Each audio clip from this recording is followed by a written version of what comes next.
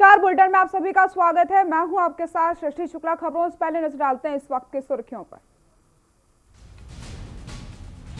Covid को रोकथाम और बचाव कार्यों की समीक्षा। सीएम ने अधिकारियों के साथ की समीक्षा बैठक। कहा त्योहार के सीजन में लगातार फील्ड विजिट करें अधिकारी।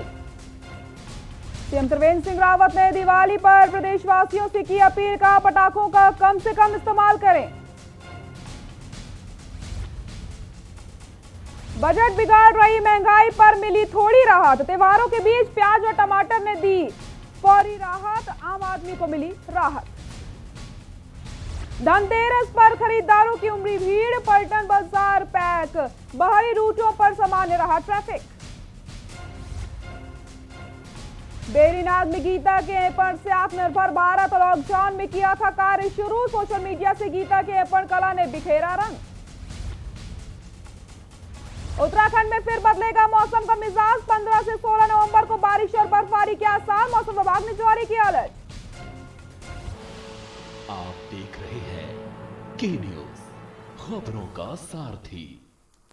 कोरोना वायरस और लंबे लॉकडाउन में सभी प्रकार के उद्योग और व्यापारियों का दम निकाल दिया था, लेकिन त्योहारी सीजन ने एक बार फिर से व्यापार को संजीवनी बूटी देने का काम किया है। त्योहारों के सीजन लगातार जारी है, ऐसे में सुस्त पड़ा बाजार अब व्यापारियों के मन में खुशी की लहर लेकर आया है। यूं तो धनतेरस शुक्रवार को है, लेकिन खरीदारी का मुहूर्त गुरुवार को भी था। धनतेरस की पूजा 13 नवंबर को होगी, पर खरीदारी 2 दिन कर सकते हैं। इस संयोग को देखकर बाजार में काफी उत्साह देखने को मिल रहा है। ये रिपोर्ट देखिए।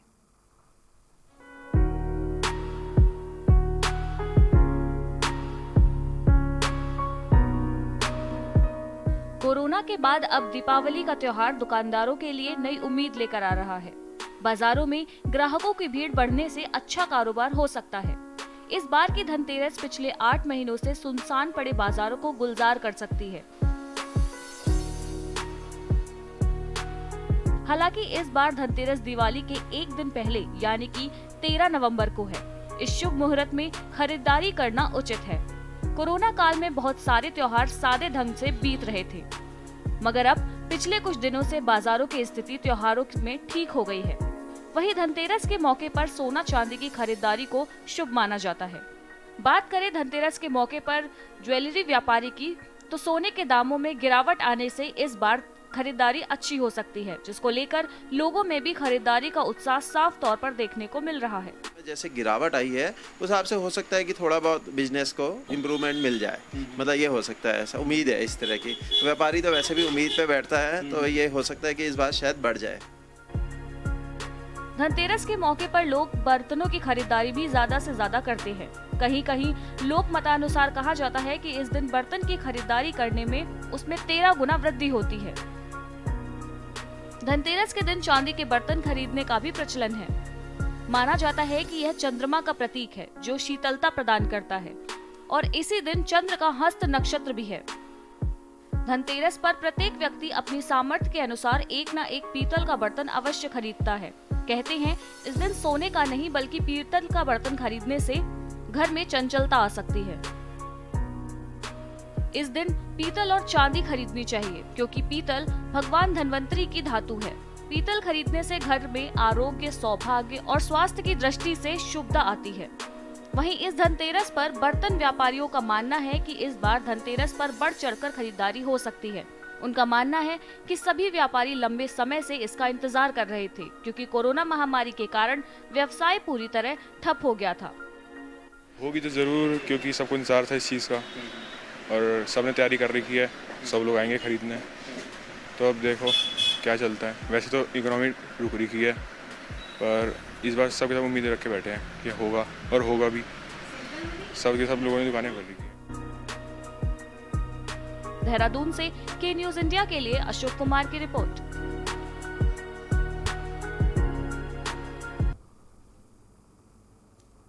दिवाली का त्योहार नजदीक है और ऐसे में आमतौर पर बाजार की चाक चौंध 1 महीने पहले से ही देखने को मिल जाती है। लेकिन बात करें मौजूदा समय की, तो पूरे देश में कोरोना महामारी ने कोहराम मचा रखा है, जिसके चलते इस साल हर पर्व, हर त्योहार की चमक थोड़ी सी फीकी नजर आ रही है।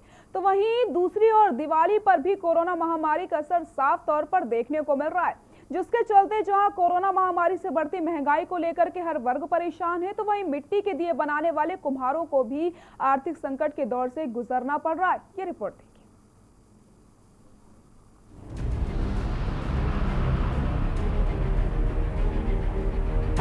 कभी त्योहारों की शान समझे जाने वाले दीपों का व्यवसाय आज संकट में है। दीपावली में घरों के साथ साथ जिंदगी में भी रोशनी पैदा करने वाले दियों की चमक इस साल साफ तौर पर कम होती दिखाई दे रही है। रोशनी करने वाले मिट्टी के कारीगरों की बिक्री न होने पर जीना दुश्वार हो गया है। इस दौरान महिला कारीगर का कहना है कि दीपावली से 6-7 महीने पहले से ही मिट्टी के बर्तन बनाने शुरू कर दिए जाते हैं, लेकिन इस साल कोरोना महामारी के चलते काम पूरी तरह ठप पड़ गया है, जिसके चलते कारीगरों का बाल बाल कर्जे में डूबा हुआ है। कोरोना की वजह से सारा 6-7 महीने से परेशान, काम की सारा ठप हो रखा, काम ही नहीं, रोजगारी नहीं है बिल्कुल भी। बच्चे क्या करेंगे बताओ, कर्जा इतना हो रखा, गाड़ी की किस्त कहाँ से निकालें, काम ही नहीं है। अब ये लेके बैठे, यहाँ भी बिक्री नहीं है, दुकानदारी है ही नहीं, बिल्कुल भी नहीं है, सारा माल बचा पड़ा हुआ घर में। आधुनिक युग में आते आते हमारी जीवन शैली में बदलाव हुआ, जिसके चलते हमारे बीच इलेक्ट्रॉनिक मशीन का चलन शुरू हुआ। अगर बात की जाए मिट्टी के बर्तनों की, तो इन्हें मेहनत से सींचने वाले कुम्हार अब बहुत परेशान हैं, क्योंकि इनके काम बहुत ढीले पड़े हैं। क्योंकि कोविड-19 की मार से ये बिल्कुल ठप हो गए हैं, जिसको लेकर कुम्हारों का कहना है कि काम नहीं चल रहा है इस बार, और काम पहले से बहुत कम हो गया है। पहले से काम बहुत कम है। बहुत कम है। अच्छा, रोजाना की बिक्री जितना आप सोच रहे हैं उस दौरान उतनी नहीं हो पा रही? उतनी नहीं हो पा रही मतलब। अच्छा, कितने का माल अब तक लगाया और कितना नहीं अब तक आपकी लागत जो आप चाह रहे हैं वो नहीं मिल पा रहा है आपको? अभी तो कुछ मिला ही नहीं इसमें, जितने का माल है उतना का पड़ा ही है अभी यहाँ पे। कुम्हार के चाक से बने खास दीपक दीपावली में 4 चांद लगाते हैं, लेकिन बदलती जीवन शैली और आधुनिक परिवेश में मिट्टी को आकार देने वाला कुम्हार आज उपेक्षा का दंश झेल रहा है। बाजारों में चाइनीज झालरों की धमक ने मिट्टी के दीपक की रोशनी को फीका करना शुरू कर दिया है, जिस पर विक्रेता ने अपना दुख जाहिर करते हुए कहा कि लाखों रुपए इस कारोबार में लगाए हैं, इसी उम्मीद में कि दीपावली में अच्छा मुनाफा हो सके, लेकिन कोरोना महामारी के चलते व्यापार में लगाए हुए पैसे डूबते नजर आ रहे हैं। देहरादून से के न्यूज इंडिया के लिए अशोक कुमार की रिपोर्ट। अगर मन में कुछ करने का जज्बा हो तो उसके आगे बड़ी बड़ी मुश्किल और परेशानी भी छोटी हो जाती है। ये कर दिखाए बेरीनाग के नागदेव मंदिर के पास में रहने वाली 25 वर्षीय गीता बिगरी गोस्वामी ने। समाज शास्त्र से एमए करने के बाद गीता स्थानीय स्तर पर एक पब्लिक स्कूल में बच्चों को पढ़ाने का काम करती थी। मार्च माह से कोरोना के कारण लॉकडाउन लगने के बाद गीता घर में बैठे बैठे बोर हो गई। समय का सदुपयोग करने के लिए प्रदेश की कुमाऊं संस्कृति को आगे बढ़ाने के लिए कुछ करने की ठान ली, जिसमें लुप्त हो रही ऐपण, जिससे अल्पना एक ऐसी लोक कला को रूप दिया है जिसका प्रयोग कुमाऊं में सदियों से चला आ रहा था, जिसे गीता ने आगे बढ़ाने के लिए लोगों को लुप्त हो रही ऐपण प्रथा को आगे बढ़ाना शुरू कर दिया है। ये रिपोर्ट देखिए।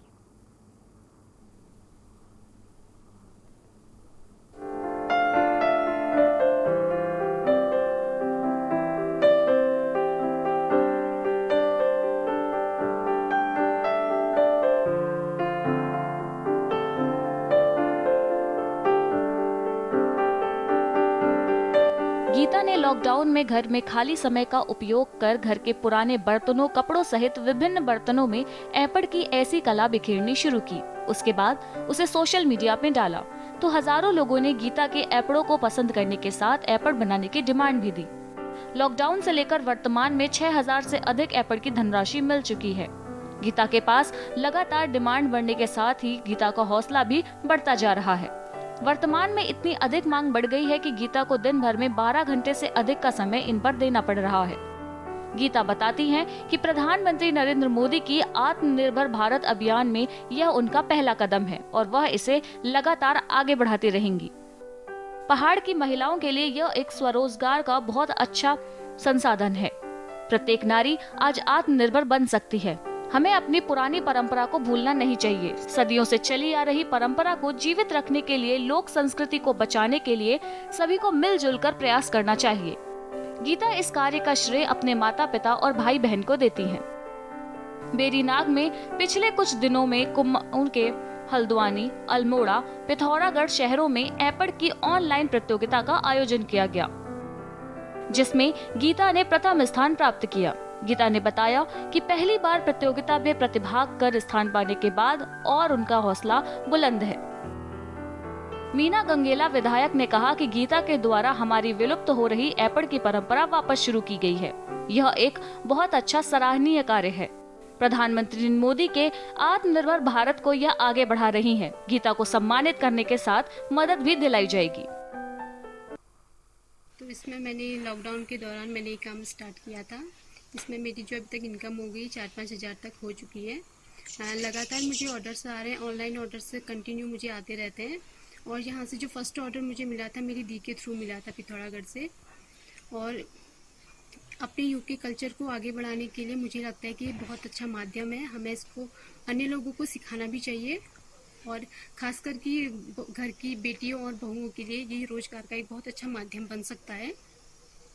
और मैं पूरी कोशिश करूँगी कि हर घर की बहू बेटी ये कला सीखे और खुद एक आत्मनिर्भर बने, अपने पैरों पे खुद खड़े उतरे। विनीता बाफेला ब्लॉक प्रमुख ने बताया, गीता ने पहाड़ की महिलाओं को ऐपड़ के माध्यम से बहुत अच्छा संदेश दिया है। महिलाओं को गीता से प्रेरणा लेकर घर में बैठे ही स्वरोजगार और अपने आप को आर्थिक रूप से मजबूत होने का अवसर दिया है। स्थानीय लोगों को हाथ से बने हुए ऐपड़ का प्रयोग करना चाहिए। मशीनों से बने ऐपड़ का प्रयोग करने से बचना चाहिए। के न्यूज इंडिया के लिए वेरीनाग से प्रदीप मेहरा की रिपोर्ट।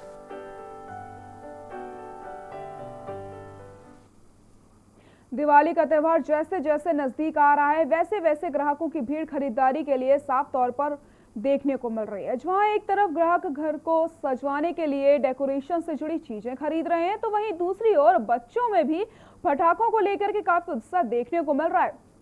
ऐसे में बात करें मौजूदा समय की, तो कोरोना महामारी के चलते राज्य सरकार ने आतिशबाजी के लिए 2 घंटे का समय निर्धारित कर दिया है, जिसको लेकर के सूबे के मुख्यमंत्री त्रिवेंद्र सिंह रावत ने प्रदेशवासियों से अपील करके कहा है कि पटाखों का कम से कम इस्तेमाल किया जाए, जिससे हमारा पर्यावरण और स्वास्थ्य दोनों ही सुरक्षित रहेंगे।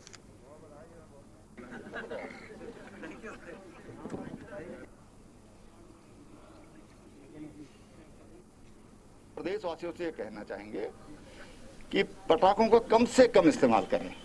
कम से कम जितना कम हो सकता है हम उसका इस्तेमाल करें, तो उससे हमारा पर्यावरण भी सुरक्षित रहेगा और हमारा स्वास्थ्य भी ठीक रहेगा।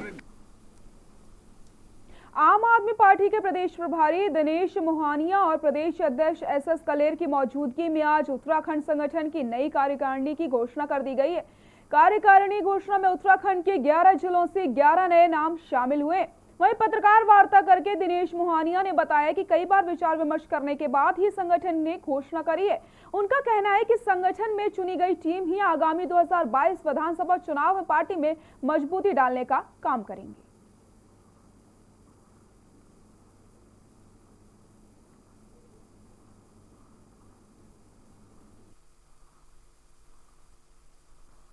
देखिए, मेरा ये मानना है कि जब भी संगठन की घोषणा होती है तो उसमें सोच समझ के और ये तय करने की जरूरत है, क्योंकि ये टीम फॉर्मेशन है और ये टीमें फिर लगातार काम करेंगी और साथ में साथ जो 2022 का चुनाव है उसके लिए भी एक तैयारी के रूप में आप इसको देख सकते हैं। लेकिन हमारा ये मानना है कि जब भी कभी संगठन का निर्माण हो या फिर पार्टी की फॉर्मेशन हो, तो उसमें समाज के सभी वर्गों को, सभी लोगों को रिप्रेजेंटेशन मिलना चाहिए और इसीलिए थोड़ा सा टाइम लगा। लेकिन आज प्रथम चरण का जो संगठन का निर्माण है।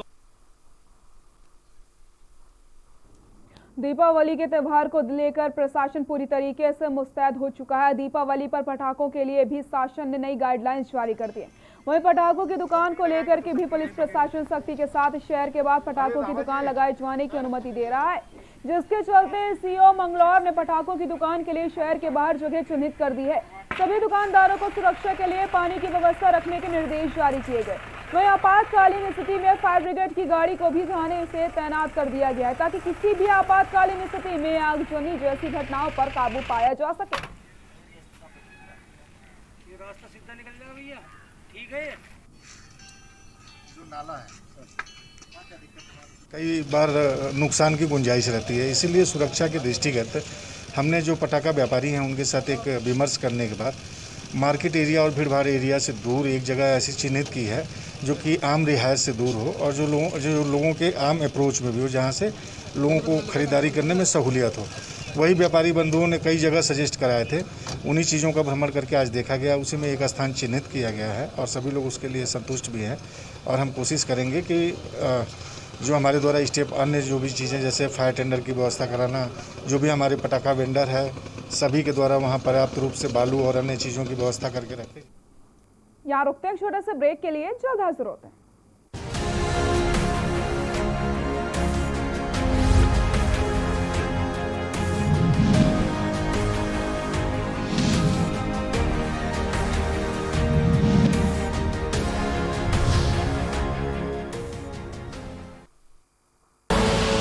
आप देख रहे हैं के न्यूज, खबरों का सारथी।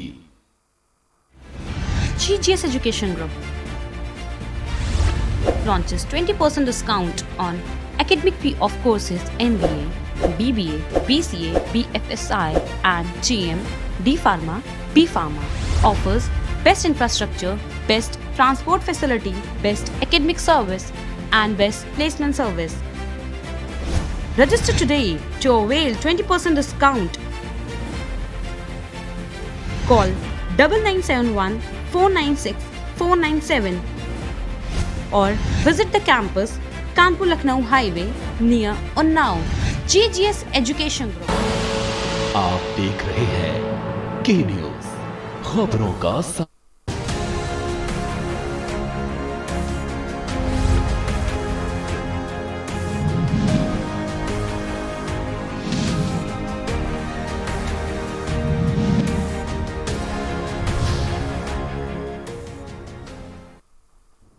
ब्रेक के बाद एक बार फिर से आप सभी का स्वागत है। खबर उत्तरकाशी से, जहां पर इन दिनों मां यमुना के मायके खरसाली में अब सजने लगा है मां का मंदिर। भैया दूज के दिन मां यमुना खरसाली में 16 नवंबर को 6 माह के लिए होगी विराजमान। अब खरसाली में शीतकालीन में श्रद्धालु दर्शन भी कर पाएंगे। स्थानीय लोगों में उत्साह का माहौल देखने को मिल रहा है। आपको बता दें, 4 धाम के पहले पड़ाव यमुनोत्री धाम है जो श्री कृष्ण को सबसे प्रिय है। वही यमुना जो कि श्री कृष्ण की जन्मभूमि को सींचती हैं। कहते हैं कि यमुना जी जन्म और मृत्यु के बंधन से मुक्त करने वाली हैं।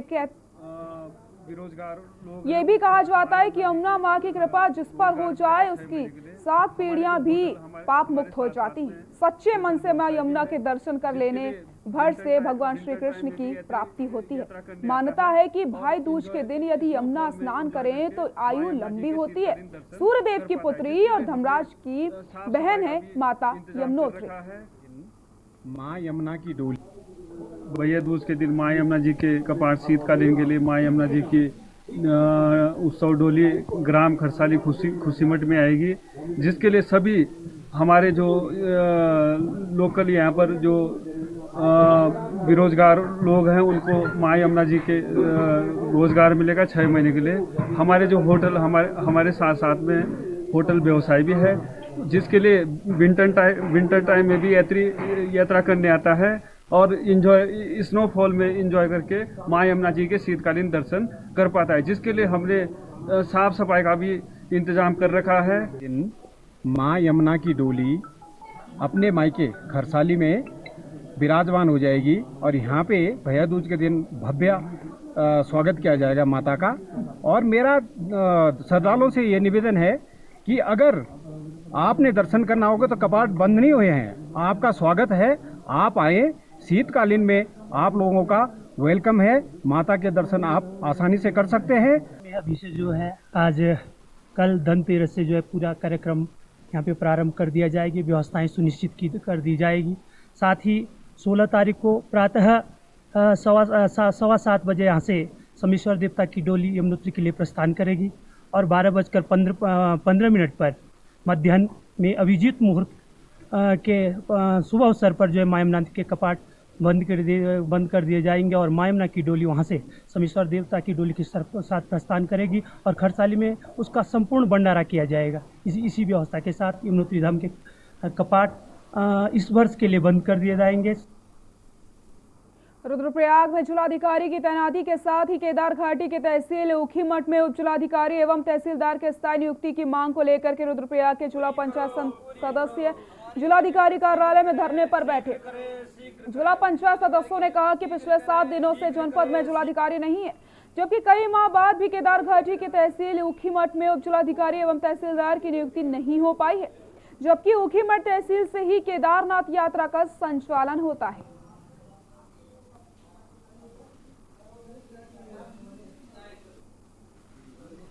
तौर पे हम कहेंगे कि सरकार की घोर लापरवाही है। जिले में जिलाधिकारी नहीं है, तहसील में एसडीएम तहसीलदार का पद खाली है, लोगों को भारी दिक्कतों का सामना करना पड़ रहा है।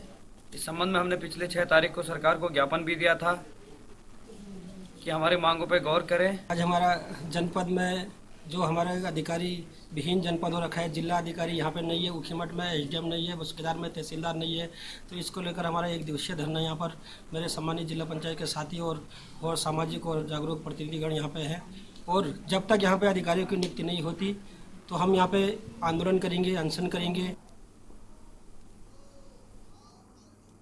खबर नैनीताल से। हिंदू जागरण मंच उत्तराखंड के प्रदेश अध्यक्ष कृष्ण बोरा सामुदायिक राष्ट्रीय विरोधी गतिविधियों एवं आंतरिक सुरक्षा के संबंध में पत्रकार वार्ता करते हुए प्रशासन पर हिंदू विरोधी आरोप लगाते हुए कहा कि प्रशासन में बैठे लोग SC/ST में भेदभाव करके हिंदू समाज को तोड़ने का काम कर रहे हैं, जबकि मुस्लिम तुष्टीकरण को बढ़ावा दे रहे हैं। उन्होंने कहा कि हिंदू जागरण मंच पूरे प्रदेश जन संपर्क चला करके प्रदेश में जिला प्रशासन द्वारा सरकार के संरक्षण में हिंदू विरोधी गतिविधियों के खिलाफ प्रदेश भर में समाज को जागृत करने के साथ ही प्रदेश भर में धरना प्रदर्शन करेगा। प्रशासन का क्या व्यवहार है इसके बारे में बताने का निर्णय किया।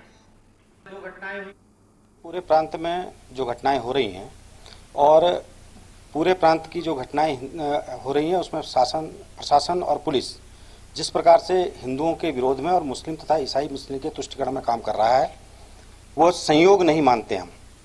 ये मात्र संयोग के कारण नहीं है, इसके पीछे या तो सरकार की अकर्मठता अथवा सरकार की मूक सहमति, दोनों में से कोई एक चीज जिम्मेदार है। इसलिए हम सरकार का भी और प्रशासन का भी विरोध कर रहे हैं। बुलेटिन में फिलहाल के लिए इतना ही। देखते रहिए के न्यूज़ इंडिया। नमस्कार।